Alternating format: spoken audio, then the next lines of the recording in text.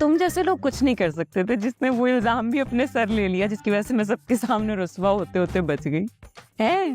बताओ। प्यार करता हूं मैं तुमसे, समझ आई? फश्मा मुकर्रम पट, मैं प्यार करता हूं तुमसे, और आज से नहीं 55 से प्यार करता हूं। तुम्हें कोई नुकसान नहीं पहुंचा सकता।